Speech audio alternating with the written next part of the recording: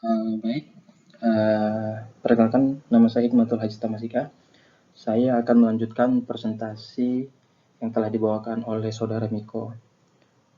Kita langsung saja ke materi, di mana di sini kita akan membahas keuntungan pergerak pertama. Di sini ada 9. Yang pertama di sini ada reputasi, di mana sebagai penggerak pertama, sebagai perusahaan penggerak pertama, kita akan bisa membangun reputasi sebagai pionir ataupun leader dalam penemuan atau penciptaan teknologi yang kita buat.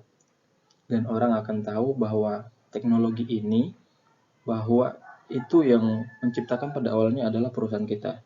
Dan di sini kita akan mempunyai reputasi yang dikenal oleh masyarakat ataupun dikenal oleh konsumen kita.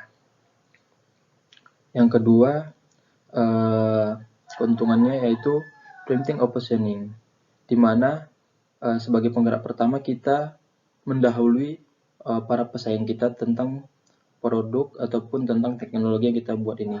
Di sini yang artinya kita itu selangkah lebih maju daripada mereka, karena kita sudah mempunyai produk, punya teknologi yang sedangkan para pesaing kita itu belum punya. Yang ketiga, biaya pengalihan, di mana pada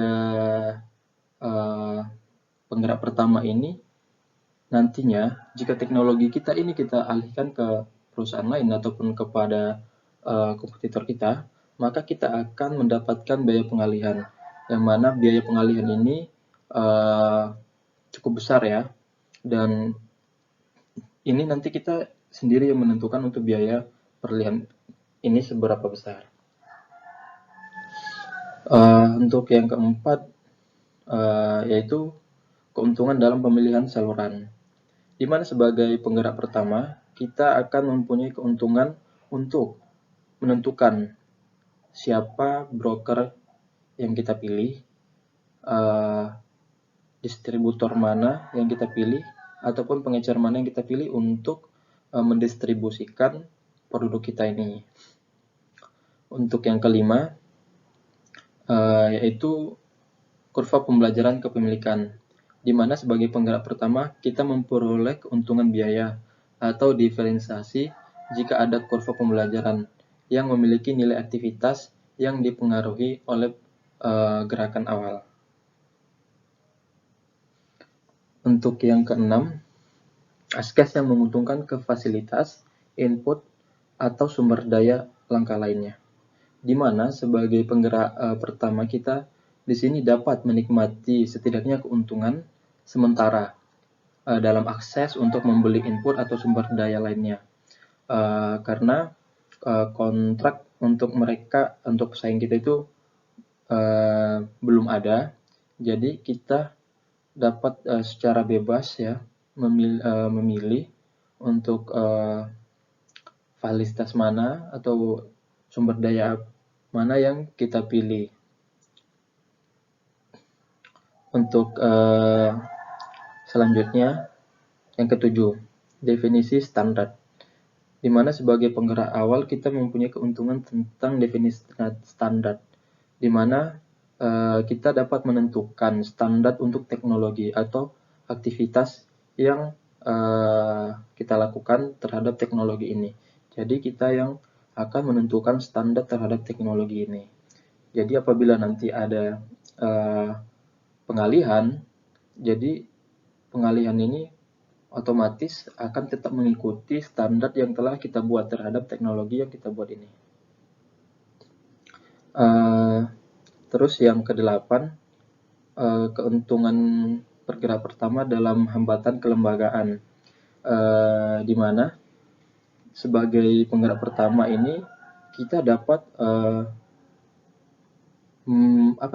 untuk produk kita ini kita amankan dengan cara membuat paten terhadap teknologi kita ini. Jadi jika ada orang lain yang ingin mengadopsi ataupun memiliki teknologi kita ini, harus mempunyai izin dari kita. Terus yang kesembilan itu adalah keuntungan awal, di mana sebagai penggerak pertama, otomatis kita tidak ada saingan dalam memasarkan teknologi yang kita punya, memasarkan produk yang kita punya, maka keuntungan awal kita di sini. Jadi kita dalam menerapkan harga ataupun biaya untuk pengalihan itu tergantung dari kita sendiri gitu. Mau kita ngasih harga yang tinggi dan itu nggak masalah karena hanya kita yang punya kan. Jadi itu salah satu keuntungan di awal sebelum ada persaingan dari pihak lain. Jadi kita dapat meraup keuntungan yang banyak di sini.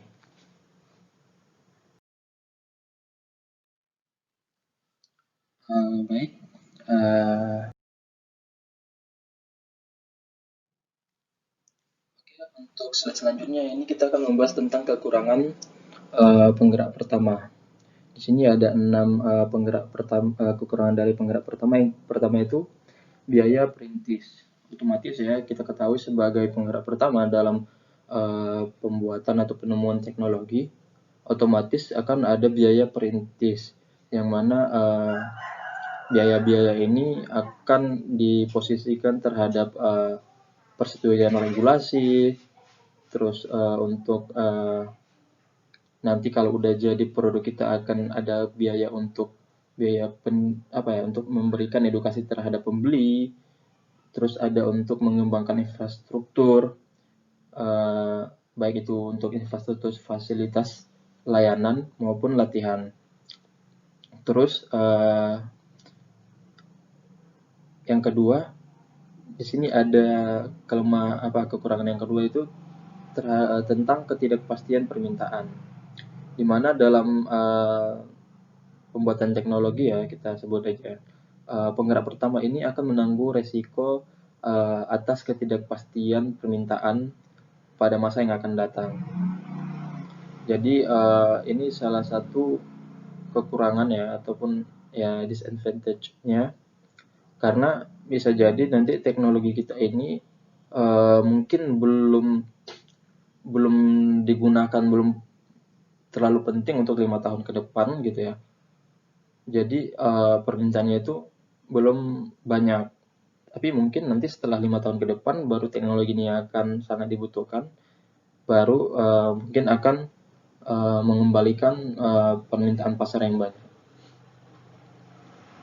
Terus yang ketiga di sini kekurangannya itu adanya perubahan kebutuhan pembeli, di mana penggerak pertama di sini kita itu akan rentan ya jika pembeli perlu perubahan terhadap teknologi ataupun teknologi itu udah tidak ibarat tidak update lagi gitu. Yang keempat adanya kekhususan investasi untuk generasi awal atau biaya faktor, di mana sebagai penggerak pertama di sini kita mungkin akan dirugikan terhadap investasi awal yang bersifat spesifik dengan teknologi yang saat ini dan tidak dapat dengan mudah untuk dimodifikasi untuk generasi selanjutnya. Itu salah satu kerugian untuk penggerak pertama ini. Terus yang kelima adanya diskontinuitas teknologi, di mana sebagai penggerak pertama ini otomatis kita kan butuh teknologi dalam pembuatan produk kita ya.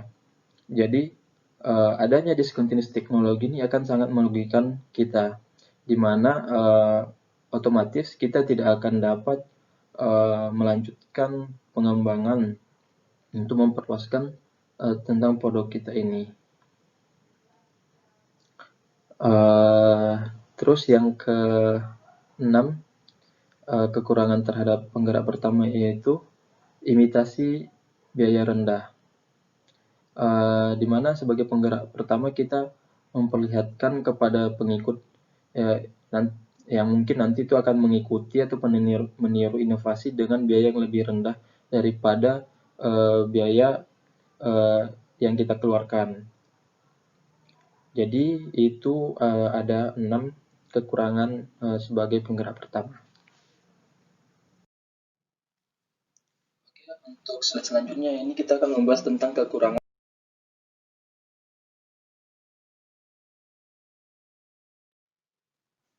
Baik, untuk selanjutnya kita bahas tentang perizinan teknologi, di mana dalam perizinan teknologi ini uh, ada masalah luas ketiga dalam strategi teknologi, yaitu tentang perizinan teknologi, di mana dalam bentuk koalisi dengan perusahaan lain, perusahaan dengan teknologi yang unik itu seringkali dimintai lisensi ataupun kita dipaksakan untuk mendapatkan lisensi oleh perusahaan.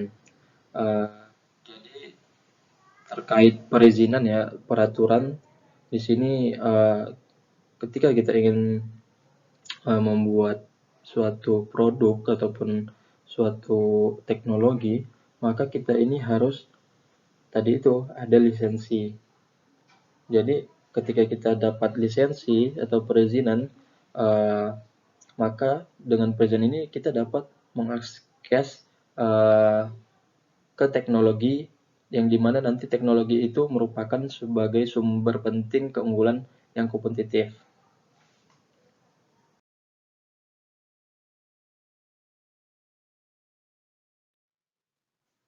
Baik, untuk selanjutnya kita baik,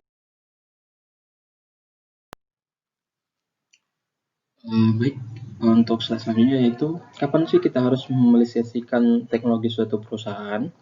Di sini ada 6 strategi ataupun 6 waktu di mana uh, hal hal yang tepat untuk melisensikan sebuah teknologi perusahaan. Yang pertama yaitu ketika kita tidak mampu untuk mengeksploitasi teknologi. Jadi ketika kita telah membuat suatu teknologi, akan tetapi kita tidak dapat mengembangkannya, alangkah baiknya kita itu untuk melisensikan teknologi kita tersebut. Dengan itu kita akan dapat memperoleh royalti. Jadi jika nanti ada perusahaan lain yang ingin mengembangkan teknologi kita, otomatis harus melalui izin lisensi kita, dan dengan itu kita akan mendapatkan keuntungan ataupun royalti. Yang kedua yaitu ketika kita mengetuk pasar yang tidak tersedia, di mana ketika kita telah membuat suatu teknologi akan tetapi pasarnya tidak tersedia, maka di sini alangkah baiknya kita untuk melisensikan teknologi kita tersebut. Contohnya nih ya, kita membuat suatu teknologi terbaru ya untuk saat ini. Akan tetapi teknologi kita ini tidak ada pasarnya ataupun untuk saat ini belum sangat belum sangat penting ya teknologi kita itu. Belum digunakan, belum banyak belum banyak kegunaannya gitu ya, ataupun mungkin belum bersedia, orang-orang belum bersedia untuk menggunakan teknologi tersebut. Akan tetapi pada 5 tahun ke depan itu teknologi kita ini sangat dibutuhkan ya. Kita dengan melihat perkembangan ya, kita melihat teknologi kita ini sangat dibutuhkan, maka dengan itu kita harus melisensikan teknologi kita ini agar nanti tidak tidak dibuat oleh orang lain, maka akan menjadi hak orang lain gitu kan. Dengan adanya lisensi kita mengamankan hak paten kita. Terus yang selanjutnya menstandarkan teknologi dengan cepat, di mana dengan perizinan ini kita dapat mempercepat proses di mana industri dapat melakukan standarisasi pada teknologi perusahaan ini. Maka di sini akan mendorong teknologinya untuk berkembang. Terus yang keempat, adanya struktur industri yang buruk. Maka ketika kita tahu industri ini buruk, maka ada baiknya kita untuk melakukan lisensi. Untuk apa? Agar kita nanti dapat mengumpulkan royalti daripada produk kita, daripada teknologi kita, daripada kita harus berinvestasi sedangkan posisi pasar ini buruk. Yang kelima, untuk menciptakan persaingan yang baik, di mana dengan perizinan dapat menjadi sarana untuk menciptakan persaingan yang baik, yang mana kita dapat memainkan berbagai hal penting seperti untuk merangsang permintaan, memblokir persaingan yang masuk, dan untuk berbagi biaya perintis. Untuk yang keenam, ini kompensasi, di mana kita melisensikan teknologi perusahaan kita, otomatis ketika orang lain ingin mengadopsi gitu ya, ataupun mengambil alih perusahaan kita, kita di sini kan sudah punya lisensi, otomatis kita akan mendapatkan kompensasi terhadap lisensi kita gitu.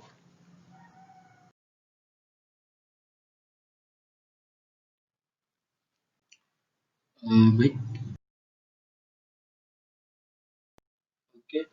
Slide selanjutnya itu memilih penerima lisensi, di mana sebagai perusahaan pertama ataupun penggerak pertama, kita di sini dalam memberikan lisensi kepada perusahaan lain itu harus kita pilih-pilih ya, harus kita lihat, di mana jangan-jangan nanti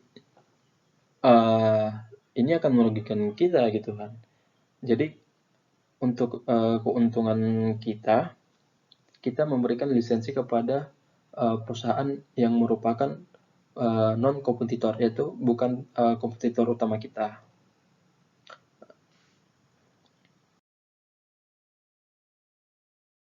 Oke, slide selanjutnya itu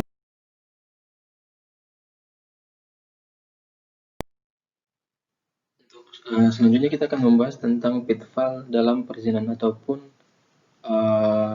jebakan dalam memberi izin gitu ya, dalam kita memberi izin kepada perusahaan lain, di mana seringkali kita mendapatkan kerugian ketika kita membantu kompetitif kita dengan memberikan mereka lisensi. Mungkin pada awalnya kelihatan kita itu mendapatkan keuntungan dari royalti, ya kan? Keuntungan awal kita itu dengan memberikan lisensi kepada perusahaan lain, kita mendapatkan royalti. Akan tetapi, ketika perusahaan itu telah mendapatkan lisensi terhadap teknologi kita dan mereka mengembangkannya, dan ini dapat membuat membuat pendapatan perusahaan kita itu akan perlahan-lahan semakin turun gitu, karena adanya pesaing kita yang menyediakan teknologi ataupun produk yang kita punya. Jadi itu seperti ya di awal aja kita mendapatkan keuntungan, akan tetapi pada akhir-akhirnya ketika pesaing kita telah membuat produk, maka kita itu keuntungannya semakin dikit gitu ya.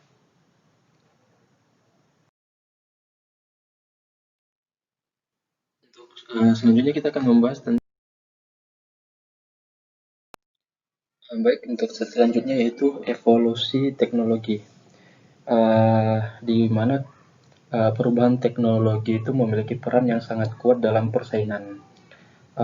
Selain itu, meramalkan jalur evolusi teknologi sangat penting untuk memungkinkan perusahaan mengantisipasi perubahan teknologi dan untuk mengantisipasi perubahan terhadap posisi perusahaan tersebut. Di mana di sini sebagian besar peneliti meneliti tentang bagaimana teknologi berkembang pada sebuah industri dari konsep siklus hidup produk, di mana menurut model siklus hidup ini perubahan teknologi itu diawali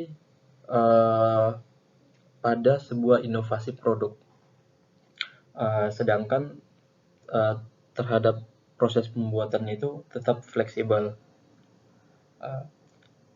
Ketika suatu industri itu matang, maka desain produk mulai berubah lebih lambat dan teknik produksi massal pun dilakukan. Sedangkan pada proses inovasi mengambil alih dari inovasi produk sebagai bentuk utama aktivitas teknologi, dengan tujuan untuk mengurangi biaya produk yang semakin besar. Dan pada akhirnya, semua inovasi akan melambat dan kemudian di kemudian hari akan menurun, dan sebagai investasi dalam berbagai teknologi di industri akan mencapai pada titik pengembalian yang semakin berkurang. Baik, untuk selanjutnya kita masuk pada peramalan evolusi teknologi, di mana sebuah perusahaan dapat menggunakan kerangka kerja untuk meramalkan kemungkinan jalur evolusi teknologi dalam industrinya. Dengan apa? Dengan cara melakukan riset dan development terhadap produk yang berkelanjutan. Selanjutnya kita masuk. Untuk slide selanjutnya yaitu pola evolusi teknologi, di mana di sini ada 5 pola evolusi teknologi. Yang pertama yaitu perubahan terhadap skala, di mana dengan seiring peningkatan skala perusahaan dan industri, maka produk baru dan proses teknologi akan semakin layak untuk digunakan. Yang kedua, belajar, di mana perusahaan belajar tentang desain produk dan bagaimana cara melakukan berbagai aktivitas terhadap nilai produk tersebut dari waktu ke waktu yang mengakibatkan terhadap perubahan dalam teknologi yang digunakan. Yang ketiga, yaitu pengurangan, di mana ketidakpastian dan peniruan. Ketika adanya tekanan alami untuk standarisasi, karena perusahaan telah belajar lebih banyak tentang pembeli, yaitu tentang keinginan pembeli, dan di sini perusahaan akan saling meniru satu sama lain. Terus yang keempat, difusi teknologi, di mana teknologi tersebut akan menyebar secara luas seperti yang sudah dijelaskan. Untuk yang selanjutnya yaitu penurunan hasil inovasi terhadap teknologi dalam aktivitas nilai, di mana ketika teknologi dapat mencapai batas yang sulit untuk ditingkatkan untuk lebih lanjut, maka perlahan-lahan inovasi terhadap teknologi tersebut akan berkurang ataupun stuck. Maka teknologi tersebut akan seperti itu terus. Oke. Untuk selanjutnya yaitu merumuskan strategi teknologi, di mana dalam bab ini disarankan sejumlah langkah analitis dalam merumuskan strategi teknologi untuk mengubah teknologi menjadi senjata kompetitif daripada hanya sebagai keingintahuan. Yang pertama di sini mengidentifikasi semua teknologi dan subteknologi yang berbeda di rantai nilai, di mana kita disuruh ya atau dipaksakan untuk mengetahui dan mengidentifikasi terhadap semua teknologi-teknologi maupun subteknologi yang ada pada rantai nilai perusahaan. Yang kedua, mengidentifikasi teknologi yang berpotensi dan relevan di industri lain dan atau dalam pengembangan ilmiah.